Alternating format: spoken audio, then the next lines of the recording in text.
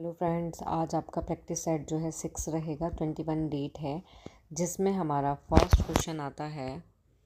First question की अगर हम बात करते हैं तो इसमें फर्स्ट क्वेश्चन आता है हमारा कि जब बालक के सूक्ष्म सूक्ष्म पेशीय कौशल से पहले सकल पेशीय कौशल विकसित करते हैं तब विकास के क्रम में विकास दर्शाता है। मीन्स जब बालक है कोई, उसका तब सूक्ष्म पेशीय जो कौशल होता है उससे पहले अगर कौन सा कौशल की बात कर रहे हैं हम, सकल पेशीय कौशल विकसित करते हैं तो विकास का जो क्रम है इसमें विकास जो है वो क्या दर्शाता है।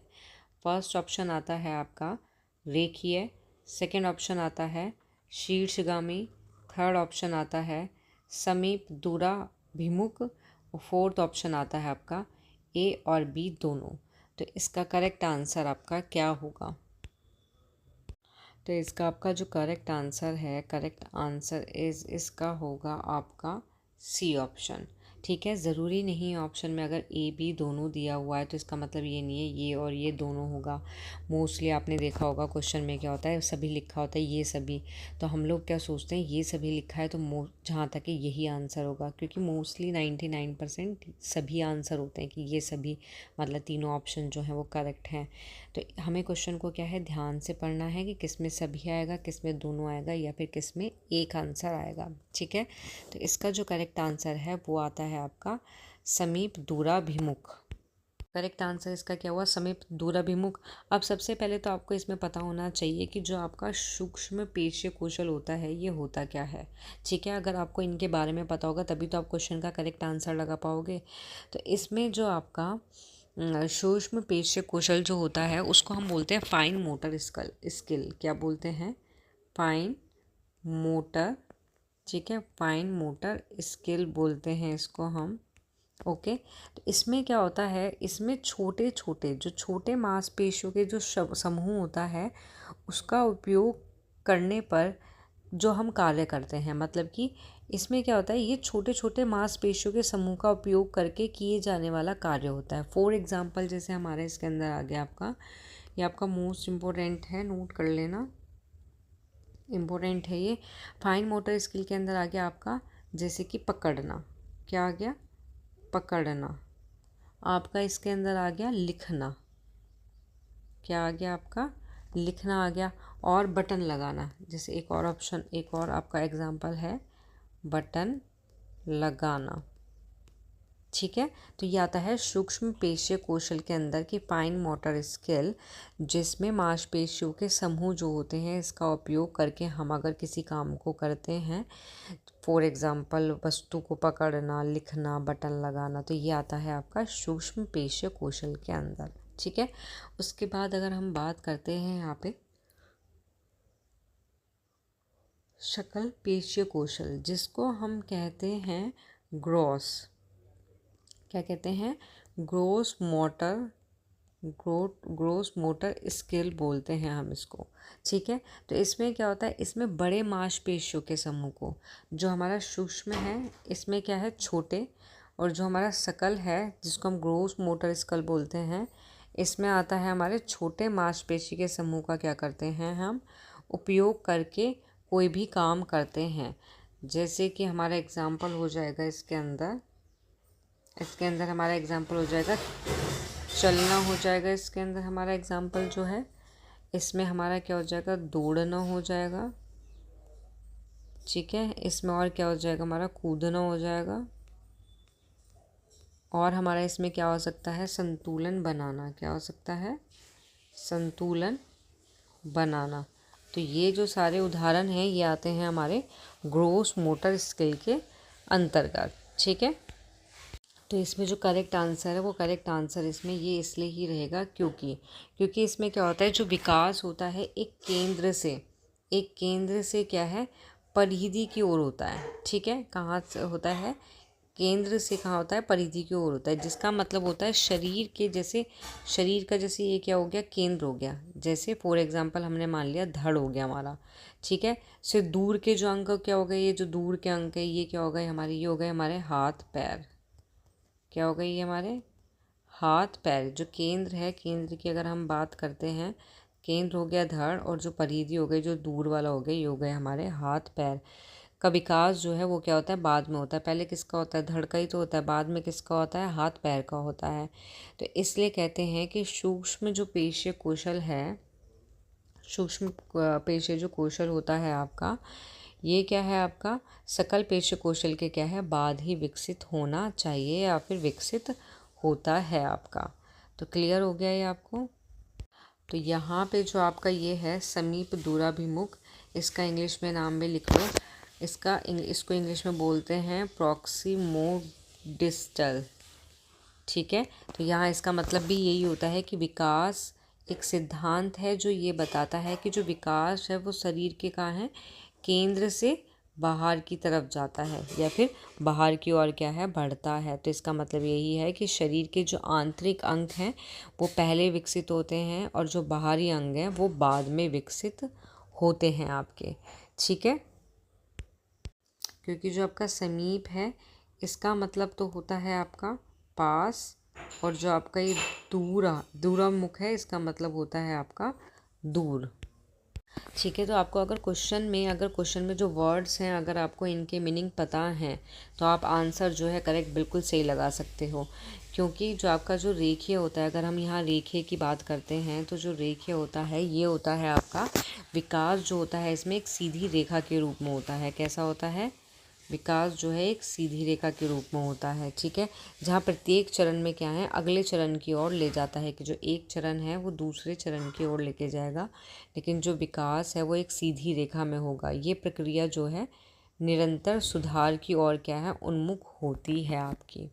ठीक है, और यहाँ आपको सेकंड ऑप्शन से तो पता लग ही रहा होगा, शीर्षगामी। शीर्षगामी का मतलब आपका, इसको हम बोलते हैं सिर से पैर की ओर। कहाँ से, सिर से पैर की ओर, पैर की ओर। मतलब कि जो बच्चा है वो पहले सिर पर नियंत्रण हासिल करता है और फिर क्या है धड़ पर, और अंत में क्या करता है अपने पैर पर नियंत्रण काबू करता है। तो यहाँ अगर क्वेश्चन को देखा जाए तो क्वेश्चन के अकॉर्डिंग जो आपका आंसर रहेगा, आंसर इज करेक्ट रहेगा आपका, आंसर रहेगा आपका इसमें ये वाला सी ऑप्शन। ठीक है, नेक्स्ट क्वेश्चन आता है आपका, नेक्स्ट क्वेश्चन आता है आपका कि नेक्स्ट क्वेश्चन में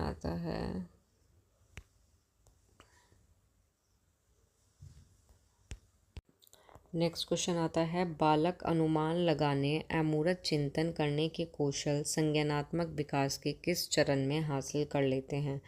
मतलब कि संज्ञानात्मक विकास का ऐसा कौन सा चरण होता है जिसमें बालक अनुमान लगाने, अमूर्त चिंतन करने के कौशल को क्या कर लेते हैं, आपके हासिल कर लेते हैं। फर्स्ट ऑप्शन आता है इसमें मूर्त संक्रियात्मक, सेकंड ऑप्शन आता है पूर्व संक्रियात्मक, थर्ड ऑप्शन आता है संवेदी चालक, या फिर फोर्थ ऑप्शन आता है आपका औपचारिक संक्रियात्मक। तो इसका जो करेक्ट आंसर है वो क्या होगा, जिसमें अमूर्त चिंतन करने का जो कौशल है वो हासिल हो जाता है। तो इसमें जो करेक्ट आंसर होगा वो होगा इसका डी ऑप्शन की औपचारिक संक्रियात्मक। ठीक है, आपका जो संज्ञानात्मक विकास होता है इसके कितने चरण होते हैं, 4 चरण होते हैं। चारों चरण आपको दिए हुए हैं, जिसमें सबसे पहला जो चरण होता है वो होता है आपका संवेदी चालक का। कौन सा होता है, संवेदी चालक, ये होता है आपका फर्स्ट चरण होता है, जिसको हम बोलते हैं सेंसरी मोटर स्टेज। ठीक है, इसमें क्या होता है, ये जो चरण होता है ये आपका 0 से मतलब जन्म से 2 वर्ष, जन्म से 2 वर्ष की आयु तक का होता है। और इस दौरान क्या होता है, बच्चे अपनी जो इंद्रियां होती हैं या गतिविधि के माध्यम से दुनिया के बारे में सीखते हैं। किससे सीखते हैं, इसमें जो उनकी इंद्रियां होती हैं, किसके माध्यम से, जो इंद्रियां होती हैं, इंद्रियों के माध्यम से सीखते हैं। ठीक है, जैसे कि वस्तु को पकड़ना, चूसना या फिर देखना। फॉर एग्ज़ाम्पल आपका आ जाता है इसमें, फॉर एग्ज़ाम्पल आता है पकड़ना, वस्तु को पकड़ना आ गया आपका। ठीक है, चूसना आ गया इसके अंदर आपका, और इसके अंदर आ गया आपका देखना, तो ये सारी चीज़ें इसके अंतर्गत आ जाती हैं। उसके बाद सेकेंड जो स्टेज आती है, सेकेंड स्टेज आती है आपकी इसमें पूर्व संक्रियात्मक, की आपकी सेकेंड स्टेज होती है, ठीक है, जिसको हम बोलते हैं प्री पैरेशनल स्टेज, ठीक है। प्री पैरेशनल स्टेज होती है ये हमारी, जिसको हम जिसमें हमारी आयु होती है, बालक की जो आयु होती है वो होती है 2 से, कितनी होती है, 2 से 7 वर्ष की इसमें क्या होती है, उनकी आयु होती है।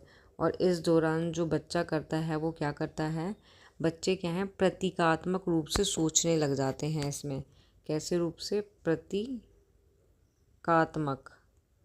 प्रतीकात्मक रूप से क्या करने लग जाते हैं, सोचने लग जाते हैं, ठीक है, क्या करने लग जाते हैं, सोचने लग जाते हैं। ओके, जैसे कि भाषा और खेल के माध्यम से, फॉर एग्जाम्पल जैसे आपका भाषा और खेल, इसके माध्यम से क्या है, सीखने लग जाते हैं, और जो तार्किक रूप से सोचने में क्या है, यहाँ पे सक्षम नहीं होते हैं, ठीक है। उसके बाद जो हमारी थर्ड स्टेज आती है इसमें हमारी मूर्त वाली, क्या होती है हमारी थर्ड स्टेज, ये होती है हमारी थर्ड स्टेज मूर्त वाली, ठीक है, जिसको हम बोलते हैं कंक्रीट, क्या बोलते हैं, कंक्रीट ऑपरेशनल,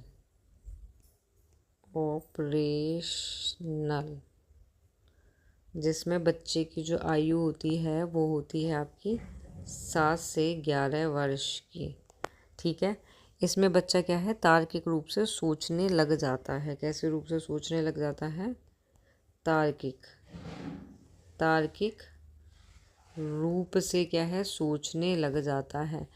जो आपका पूर्व संक्रियात्मक था उसमें तो प्रतीकात्मक रूप से सोचता था, जैसे भाषा और खेल के माध्यम से, लेकिन मूर्त संक्रियात्मक में क्या होता है कि तार्किक रूप से क्या है, सोचने लग जाता है,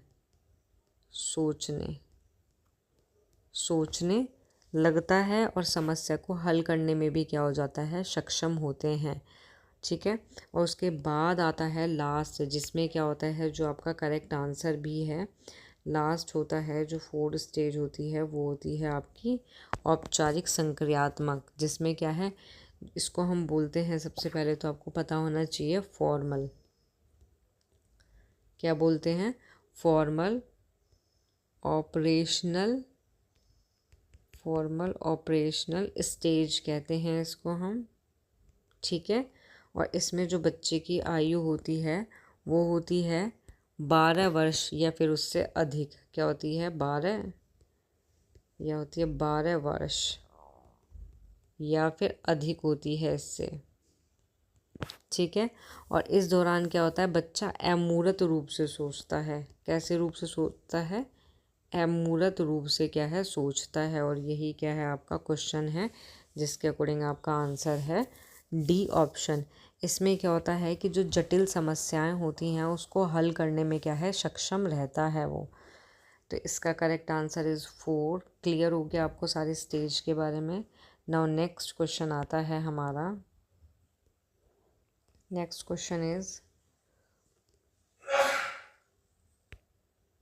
क्वेश्चन आता है पठन कौशल में अभिप्राय है, या पठन कौशल से क्या अभिप्राय है। फर्स्ट ऑप्शन आता है पढ़कर समझना, सेकंड वाक्यों को पढ़ना, थर्ड शब्दों को पढ़ना, और फोर्थ आता है आपका लिपि या फिर चिन्हों को पहचान करना। तो इसका करेक्ट आंसर क्या होगा, पठन कौशल से अभिप्राय है आपका। तो इसका जो करेक्ट आंसर होगा, करेक्ट आंसर इसका होगा आपका ए ऑप्शन। क्या होगा, ए ऑप्शन, की पढ़कर समझना ही पठन कौशल का अभिप्राय है। मतलब कि पढ़कर समझना है, मतलब कि लिखित भाषा को पढ़कर उसका अर्थ ग्रहण करना। क्या करना, कि कोई भी आपकी क्या है, लिखित भाषा है, ठीक है, लिखित भाषा को पढ़कर उसका अर्थ ग्रहण करना। क्या है, अर्थ ग्रहण करना आपका, ठीक है।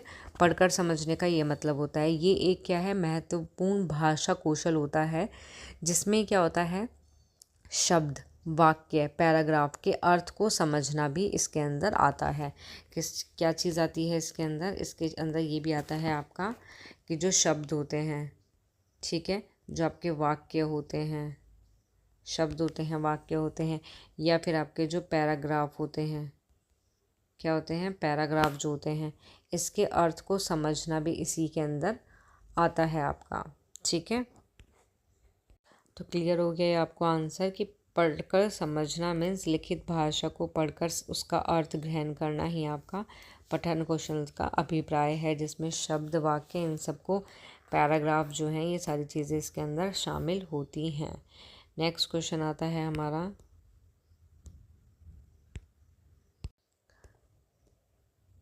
नेक्स्ट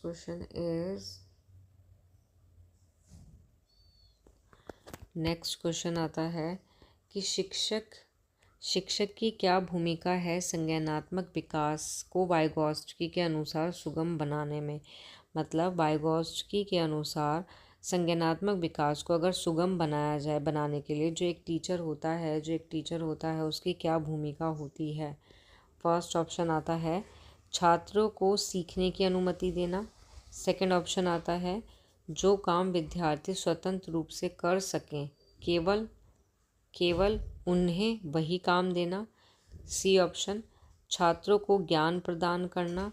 या डी ऑप्शन इसके फोल्डिंग के माध्यम से छात्रों के सीखने का मार्गदर्शन करना। तो करेक्ट आंसर क्या होगा इसका? तो करेक्ट आंसर इसका रहेगा आपका 4 ऑप्शन, ठीक है। करेक्ट आंसर इसका रहेगा 4 ऑप्शन, किसके फोल्डिंग के माध्यम से छात्रों के सीखने का मार्गदर्शन क्या है, करना। कि शिक्षक की यही भूमिका होती है वाइगॉत्स्की के अनुसार संज्ञानात्मक विकास को सुगम बनाने में, कि जो इसका फोल्डिंग होती है उसके माध्यम से क्या है, छात्रों के सीखने का मार्गदर्शन करना, ठीक है। तो आपका जो इसके फोल्डिंग होता है इसको क्या कहते हैं, इसकी जगह आपका दूसरा नाम भी आ सकता है जिसको हम बोलते हैं मचान। क्या बोलते हैं इसको बोलते हैं मचान। तो शिक्षक को क्या है, जो एक टीचर है उसको क्या है, बच्चे के जो समीपस्थ विकास का क्षेत्र है जिसको हम बोलते हैं ZPD, क्या होता है, जो ZPD होता है बच्चे का, उसको समझना चाहिए और उस क्षेत्र में सीखने में हेल्प करनी चाहिए या फिर मदद करने के लिए उपयुक्त सहायता क्या है, प्रदान करनी चाहिए, ठीक है। मचान प्रदान करने का भी मतलब यहाँ ये है कि ZPD जो होता है उसमें सीखने के लिए शिक्षक को बच्चे को मचान, इसके फोल्डिंग प्रदान करनी चाहिए, जो क्या होती है, जो अस्थायी सहायता होती है एक तरह से, जो बच्चे को पूरा कार्य करने में या समस्या को हल करने में क्या करती है, हेल्प करती है उनकी, ठीक है। इसके एग्ज़ाम्पल भी हैं, जैसे मचान का अगर एक एग्ज़ाम्पल बताऊं मैं, अगर एग्ज़ाम्पल से थोड़ा क्लियर हो जाएगा आपको, और कि जो मचान है आपका, इसमें क्या होता है, एक पहेली को हल करने में मदद करना। एक एग्ज़ाम्पल है कि एक पहेली को, ठीक है, एक पहेली है, उसको हल करने में या फिर उसको बोल सकते हैं हम सॉल्व करने में क्या है, सॉल्व करने में क्या करना, मदद, ठीक है। तो इसमें क्या होता है कि शिक्षक बच्चे को क्या है, पहेली के बारे में बता सकता है, उसे हल करने का एक सरल तरीका दिखा सकता है, ठीक है, और फिर बच्चे को खुद से हल करने के लिए क्या है, प्रोत्साहित कर सकता है। तो ये इसका एक एग्जाम्पल हो सकता है आपका मचान का, स्कैफोल्डिंग का। और भी है इसमें, जैसे ये तो पहेली के बारे में हो गया, ऐसी जो मैथ्स की प्रॉब्लम होती है, किसकी, जो मैथ्स की क्या होती है, प्रॉब्लम्स होती हैं, मैथ की जो प्रॉब्लम होती हैं उसको सॉल्व करने में भी हेल्प कर सकता है। कैसे, कि जो टीचर है वो बच्चे को समस्या हल करने के लिए क्या है, एक सूत्र विधि बता सकता है। क्या बता सकता है, एक सूत्र विधि बता सकता है, और फिर बच्चे को उस सूत्र या फिर विधि का उपयोग करके समस्या को हल करने में क्या है, हेल्प कर सकता है, ठीक है। तो इस तरीके से क्या है, स्कैफोल्डिंग के माध्यम से छात्रों के सीखने का क्या है, मार्गदर्शन करना, यही इसका करेक्ट आंसर होगा। एक एग्जाम्पल इसके अंदर और आता है, इम्पोर्टेंट है, कहानी लिखने में मदद करना, कहानी लिखने में मदद करना, ठीक है। इसमें क्या होता है कि शिक्षक बच्चे को कहानी के लिए एक विचार दे सकता है और उसे कहानी लिखने के लिए एक क्या है रूपरेखा भी दे सकता है और फिर बच्चे को कहानी लिखने में क्या है हेल्प कर सकता है। तो कहने का मतलब यही है कि जो वाइगॉत्स्की हैं इनके अनुसार यही होता है कि टीचर की भूमिका बच्चे के संज्ञानात्मक विकास में कैसी होती है, बहुत इम्पॉर्टेंट होती है, क्योंकि जो टीचर है वो बच्चे के मचान स्कैफोल्डिंग जो होती हैं, जो सामाजिक अंतःक्रिया होती हैं, उसके माध्यम से क्या करता है, सीखने में क्या करता है, मदद करनी चाहिए। ठीक है। नेक्स्ट क्वेश्चन आता है आपका, नेक्स्ट आपका 15 नंबर का क्वेश्चन आता है। 15 नंबर का क्वेश्चन इज़ कि स्थूल गतिक कौशल निम्नलिखित में से क्या है।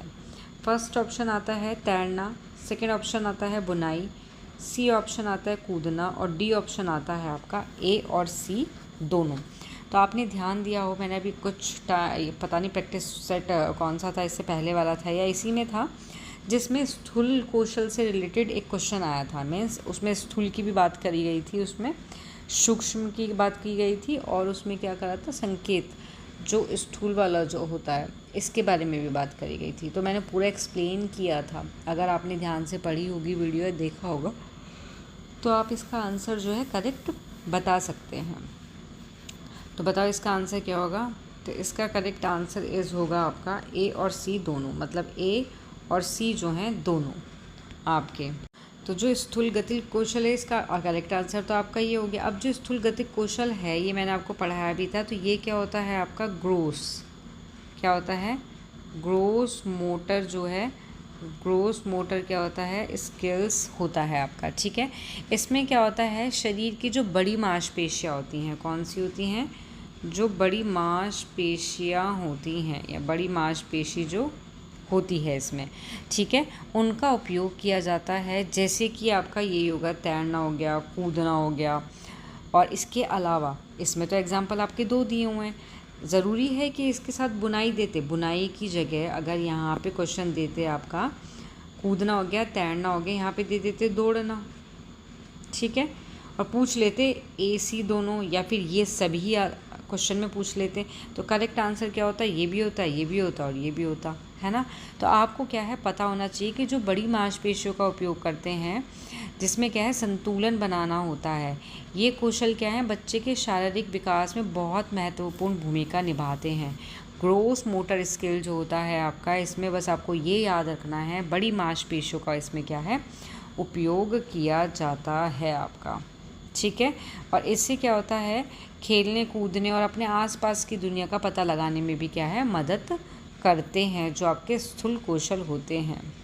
ठीक है। मैंने स्थूल कौशल और आपको सूक्ष्म कौशल, हाँ ये वाला क्वेश्चन था स्थूल कि आपका सूक्ष्म कौशल से पहले स्थूल कौशल क्यों आ जाता है, कुछ समथिंग इस टाइप का क्वेश्चन था आपका। ठीक है। तो ये आपको क्लियर हो गया। नेक्स्ट क्वेश्चन आता है आपका, इस पे आपके एक दो पॉइंट्स और आ सकते हैं। देखो वैसे ये हो गया स्थूल का, ये हो गया, इसके साथ हो गया आपका रेंगना भी आ जाता है इसमें। ठीक है, नोट कर लेना, रेंगना आ जाता है इसमें, चढ़ना आ जाता है इसमें, और इसमें आपका उछलना आ जाता है ना, और इसमें आपका दौड़ना आ जाता है। तो ये बहुत सारे जो हैं ये सारे आपके स्थूल गतिक कौशल के एग्जाम्पल हैं आपके। ठीक है। और नेक्स्ट क्वेश्चन ये आता है आपका, नेक्स्ट क्वेश्चन 16 नंबर का क्वेश्चन आता है कि विकास के बारे में कौन सा कथन सही है। फर्स्ट ऑप्शन आता है विकास निरंतर रूप से होता है, सेकंड आनुवांशिकता विकास का एकमात्र कारण होता है, सी ऑप्शन आता है विकास एक समान गति से होता है, या फिर डी ऑप्शन आता है विकास रेखीय होता है।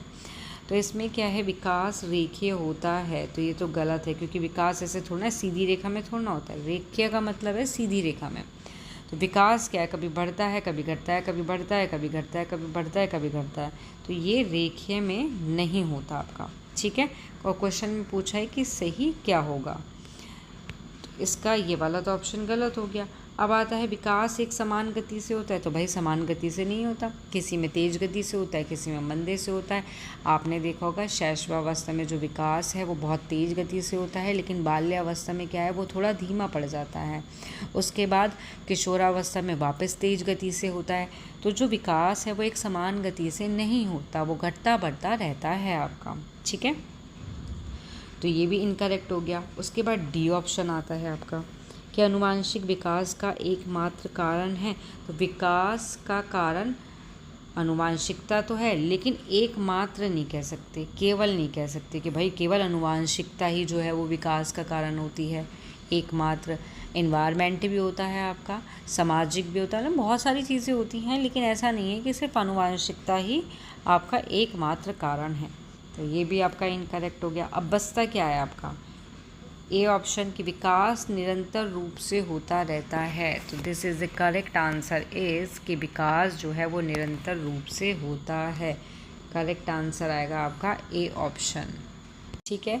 क्योंकि जो विकास है निरंतर रूप से होता है, इसका मतलब यही है कि जो विकास है वो क्या है, वो जन्म से लेकर, कब से, आपके जन्म से लेकर और आपकी मृत्यु, ठीक है, जब तक मृत्यु नहीं हो जाती, आपकी मृत्यु नहीं हो जाती, तब तक एक सतत प्रक्रिया होती है जो कभी भी क्या है रुकती नहीं है। हालांकि ये क्या होती है, इसकी जो गति होती है वो अलग अलग चरणों में क्या होती है, अलग अलग होती है, लेकिन ये नहीं कह सकते हम कि जो विकास है वो रुक जाता है, वो रुकता नहीं है, वो निरंतर रूप से होता है आपका, ठीक है। और जन्म से मृत्यु तक भी अगर ऑप्शन में आता है, लेकिन इसका जो स्टार्टिंग हो जाती है वो हो जाती है आपकी गर्भधारण से, ठीक है। ये कह सकते हैं कि गर्भधारण अगर ऑप्शन आता है, कभी कभी आ जाता है ऑप्शन में कि गर्भधारण से मृत्यु तक होती है या फिर किशोरावस्था से प्रौढ़ावस्था तक होती है, तो क्वेश्चन आपका किसी भी तरीके से बन के आ सकता है। बस आपको याद रखना है गर्भधारण से लेके मृत्यु तक जो है विकास एक कैसी प्रक्रिया है, एक आपकी सतत प्रक्रिया होती है। ओके, तो क्लियर हो गया ये आपको। इसमें एक एग्ज़ाम्पल भी देखो मैं आपको बताती हूँ। इसमें एक एग्ज़ाम्पल आता है, इम्पोर्टेंट है इसमें एग्ज़ाम्पल से आपको बहुत इजीली तरीके से समझ में भी आ जाएगा आपको और अच्छे से। तो इसका एग्ज़ाम्पल यही है कि एक बच्चा है, ठीक है, एक क्या है, ये बच्चा है।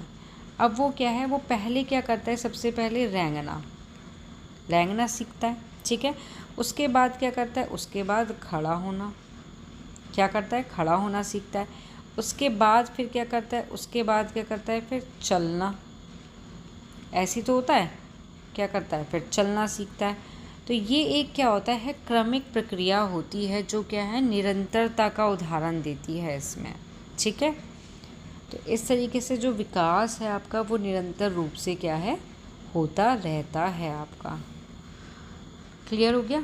नाउ नेक्स्ट क्वेश्चन आता है आपका 7 नंबर का क्वेश्चन है। 17 एक गलत टाइप हो गया। तो नेक्स्ट क्वेश्चन इज आता है कि निम्न में से कौन सा विकास का सिद्धांत नहीं है। दोनों क्वेश्चन पे ध्यान देना। जो पहले वाला क्वेश्चन था उसमें था कि सिद्धांत है, ठीक है, ये विकास के अंतर्गत कौन सी चीज़ निम्नलिखित में से सही है, लेकिन इसमें आ रहा है कि विकास का सिद्धांत नहीं है। तो फर्स्ट ऑप्शन इज आता है सभी की विकास दर समान नहीं होती। तो बिल्कुल सही बात है ये तो भाई, क्योंकि सभी की जो विकास दर होती है वो समान होती ही नहीं है भाई। तो क्या है, सभी की विकास दर जो है वो समान नहीं होती, एक समान नहीं होती। कैसे, अब आपका जो व्यक्तिगत विभिन्नता है, या चलो एक एग्ज़ाम्पल बताती हूँ। इसमें एक एग्ज़ाम्पल आता है कि एक क्या है, एक बच्चा है, ठीक है, जिसकी आयु कितनी है, 5 साल है, 5 ईयर का वो बच्चा है, 5 साल का वो क्या है, बच्चा है, ठीक है। 5 साल की उम्र में क्या है, पढ़ना सीख सकता है वो, ठीक है। जबकि दूसरा जो बच्चा है वो क्या है, एक और दूसरे बच्चे की अगर हम बात करते हैं तो वो क्या है, 7 ईयर का है आपका, ठीक है।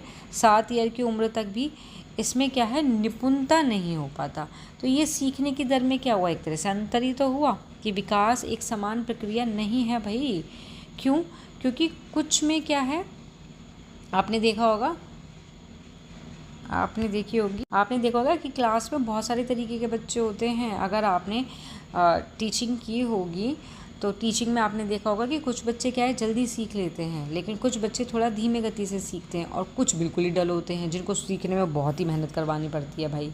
तो इस तरीके से क्या होता है कि जो विकास भी है वो क्या है आपका, उसकी जो दर है वो समान नहीं होती, व्यक्तिगत विभिन्नता भी पाई जाती है विकास के अंतर्गत आपकी।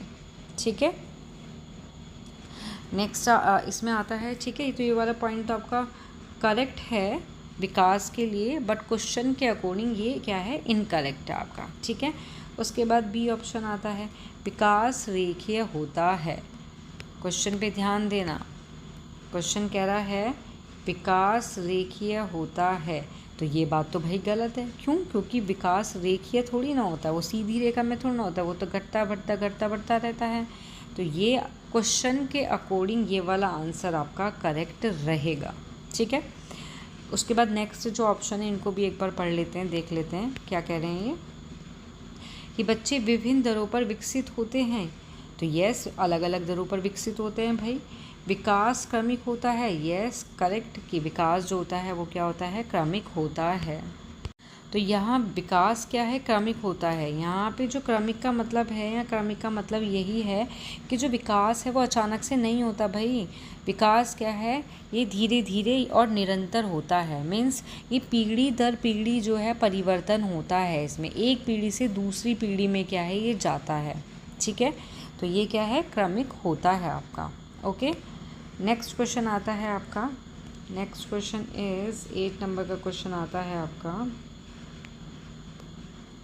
पठन पाठन के अंत में ऐसे अभ्यास एवं गतिविधियां हों जो, फर्स्ट ऑप्शन सरल भाषा वाले हों, सेकंड ऑप्शन बच्चों को स्वयं कुछ करने और सीखने के अवसर दें, सी ऑप्शन केवल पाठ से संबंधित हो, और डी ऑप्शन पाठ पर आधारित ना हो। तो पठन पाठन के अंत में ऐसे अभ्यास या गतिविधि हों जो पाठ पर आधारित ना हो, तो भाई ये तो इनकरेक्ट है। अगर हम पठन पाठ कर रहे हैं और उसके अंत में क्या, हमने कोई चैप्टर पढ़ा, ठीक है, अब उसका एंड हुआ, उसके बाद हम अभ्यास और गतिविधियाँ जो होती हैं, जो पाठ पढ़ा है उससे रिलेटेड ही तो होनी चाहिए, उस पर आधारित ही तो होनी चाहिए। लेकिन यहाँ ऑप्शन में देखा है पाठ पर आधारित ना हो, तो भाई ये तो गलत हो गया आपका। केवल पाठ से संबंधित हो, केवल आ गया, तो भाई ये भी इनकरेक्ट है। ये थोड़ी ना कि सिर्फ पाठ से ही संबंधित होगी आपकी। उसके बाद आ गया आपका ए ऑप्शन, सरल भाषा वाले हों। तो ज़रूरी नहीं है कि भाई जो अभ्यास गतिविधियाँ होती है वो सरल भाषा वाली होती हैं, उसमें क्या है आपकी थोड़ी कठिन भाषा भी होती है। ऐसे थोड़ी ना कि सारी इजी भाषा लैंग्वेज ही भर देंगे उसके अंदर। उसके बाद आता है आपका बच्चों को स्वयं कुछ करने और सीखने का अवसर दें। तो this is the correct answer is कि बच्चों को क्या है, खुद सेल्फ उसको कुछ करने दें या सीखने का उसको अवसर दें, क्योंकि बच्चा जितना ज़्यादा सेल्फ करता है तो वो बहुत अच्छे से सीखता है, वो चीज़ें उसको याद भी रहती हैं। ठीक है, तो इसका जो करेक्ट आंसर है, करेक्ट आंसर इसका यही रहेगा आपका। Okay, B option. Next question आता है आपका 9 नंबर का क्वेश्चन है कि पूरक पाठन सामग्री का उद्देश्य है। फर्स्ट, द्रुत गति से पठन की योजना का विकास करना। बी ऑप्शन, भाषा की नियमितबद्धता को सिखाना। सी ऑप्शन, शिक्षक की सहायता से बच्चों को पढ़ना सिखाना। या डी ऑप्शन, सहपाठियों की सहायता से बच्चों को पढ़ना सिखाना। तो पूरक पठन सामग्री का उद्देश्य होता क्या है आपका? तो सबसे पहले तो आपको पता होना चाहिए कि जो आपकी जो ये पूरक पठन सामग्री है ये होती क्या है। इसको बोलते हैं सप्लीमेंट्री रीडिंग मटेरियल। क्या बोलते हैं इसको? इसको बोलते हैं हम सप्लीमेंट्री रीडिंग मटेरियल। ठीक है, इसको हम ये बोलते हैं। तो इसका मतलब होता है कि मुख्य जो आपकी पाठ्य पुस्तक होती हैं, ठीक है, इसके अलावा जो छात्रों को विषय को बेहतर ढंग से समझने में मदद करती हैं, हेल्प करती हैं, उस चीज़ के लिए उनको प्रदान की जाने वाली जो अतिरिक्त पठन सामग्री होती है उसको बोलते हैं हम पूरक पठन सामग्री। ठीक है, अब इसका जो करेक्ट आंसर है, इसका उद्देश्य क्या होता है, जो ये आपकी पूरक पठन सामग्री है, अब इसका उद्देश्य क्या होता है? तो इसका आंसर इसका होगा आपका ए ऑप्शन, कि द्रुत गति से पठन की योग्यता का विकास करना। ठीक है, तो इसमें क्या है, द्रुत गति से क्या है, पठन योग्यता का विकास करना ही इसका उद्देश्य है। इसमें क्या आता है, भाषा की नियमबद्धता को सिखाना, ये भी इनकरेक्ट है। शिक्षक की सहायता से बच्चों को पढ़ाना या पढ़ना सीखना, ये भी गलत है। सहपाठी की सहायता से बच्चों को सिखाना, ये भी गलत है। इसमें इसका जो करेक्ट आंसर है वो इसका फर्स्ट ऑप्शन रहेगा। इसके अलावा भी इसके क्या हैं, बहुत सारे इसके क्या हैं, उद्देश्य हैं। तो यहाँ क्वेश्चन में तो आपको एक ही उद्देश्य दिया हुआ है, या आपको क्वेश्चन इस तरीके से भी दे सकते हैं। आपका यही क्वेश्चन दूसरे तरीके से आ सकता है। कैसे, कि आपको 3 ऑप्शन तो दे देंगे इसके उद्देश्य वाले, कि पूरक पठन सामग्री का उद्देश्य क्या है, तो फर्स्ट ऑप्शन तो ये है। इन दोनों की जगह, ये दोनों ना दे के आपको ऑप्शन, इन दोनों की जगह आपको 2 ऑप्शन और दे सकते हैं। जैसे फॉर एग्ज़ाम्पल आपका आत्मविश्वास में वृद्धि, आत्मविश्वास में क्या है, वृद्धि। ठीक है, वृद्धि करना। और एक और आपका इसमें दे सकते हैं पॉइंट, कि पठन गति में सुधार करना। ठीक है, क्या दे सकते हैं, पठन गति में सुधार। ठीक है, और भी हैं इसके एग्जाम्पल, कि विषय को समझने में हेल्प करना, समथिंग। तो आपको ये 3 ऑप्शन दे दिए और पूछ लिया कि इनमें से पूरक पठन सामग्री का उद्देश्य नहीं है, तो करेक्ट आंसर कौन सा हो जाएगा आपका, ये वाला हो जाएगा भाई। कौन सा हो जाएगा, 4 ऑप्शन हो जाएगा, क्योंकि ये वाला और ये वाला, ये 3 ऑप्शन तो करेक्ट रहेंगे। तो हमें सबसे पहले तो जो क्वेश्चन है उसका मीनिंग ही पता होना चाहिए। उसका मीनिंग पता होगा तो फिर ऑप्शन हमारे किस तरीके की, कोई भी कैसा भी ऑप्शन आ जाए तो हम कभी भी गलत नहीं कर पाएंगे। ठीक है, तो इसमें यही है आपका, कि जो पूरक पठन सामग्री का उद्देश्य ये भी होता है कि जब छात्र पाठ को आसानी और तेज़ी से पढ़ पाते हैं तो इससे उनका क्या है, आत्मविश्वास में भी क्या होती है, वृद्धि होती है। ठीक है, और पठन गति में सुधार, ये भी यही है कि छात्रों को पाठ को तेज़ी से पढ़ने का जो है अभ्यास कराती है ये, जिससे उनकी पठन गति में क्या है, सुधार भी होता है। ठीक है, नेक्स्ट क्वेश्चन आता है, नेक्स्ट और लास्ट क्वेश्चन आता है हमारा, कि कक्षा 7 की कक्षा में 7वीं कक्षा में पढ़ने वाली नितिन कागज़ पर लिखते समय बाएं हाशियों को बढ़ाता चलता है, यह लक्षण है। फर्स्ट ऑप्शन आता है डिस्ग्राफिया, सेकंड आता है डिसलेक्सिया, सी ऑप्शन आता है लेखन में पिछड़ेपन का, या फिर भाषा में पिछड़ेपन का। इसमें आता है पढ़ने वाला, मतलब जो नितिन है वो कागज़ पर लिखते समय बाएं हाशियों को बढ़ाता चलता है। लिखने की बात हो रही है यहाँ पे, कि 7वीं क्लास में पढ़ रहा है बालक, लेकिन बात किसकी हो रही है, लिखने से रिलेटेड आपका। ठीक है, तो इसका करेक्ट आंसर आपका क्या होगा, तो इसका जो करेक्ट आंसर होगा, करेक्ट आंसर इसका होगा आपका ए ऑप्शन, कि डिस्ग्राफिया। क्यों, क्योंकि जो डिस्ग्राफिया होता है, इससे जो पीड़ित व्यक्ति होता है वो अक्सर क्या करता है, कागज़ पर लिखते समय क्या है, हाशिए, या फिर इसको हम यहाँ भी बोल सकते हैं, बच्चे थोड़ा कंफ्यूज हो जाते हैं कि भाई हाशिए क्या होता है, किसी ने नहीं पढ़ा होता हिंदी में, तो इसका मतलब यहाँ क्या होता है, रेखा। ठीक है, रेखा को व्यवस्थित करने में क्या है, कठिनाई होती है उसको, वो एक तरफ बहुत अधिक जगह छोड़ सकते हैं और लाइनों को टेढ़ा मेढ़ा लिख सकते हैं, तो इसको बोलते हैं हम हाशिया। कि बच्चा क्या है, लिखते समय बाएं रेखा को क्या है, बढ़ाता चलता रहता है इसमें। ठीक है, तो इसमें इसका जो करेक्ट आंसर आता है, करेक्ट आंसर इसका आता है डिस्ग्राफिया। तो इसका करेक्ट आंसर इस डिस्ग्राफिया हुआ। यहाँ आपकी क्लास क्या है, ओवर होती है, समाप्त होती है। नाउ नेक्स्ट क्लास में मिलेंगे हम प्रैक्टिस सेट आपके किसके, 7 के साथ। यहाँ आपकी क्लास ओवर होती है। जिसको भी क्लास पसंद आए वो इसको लाइक शेयर सब्सक्राइब करना ना भूले। Thank you.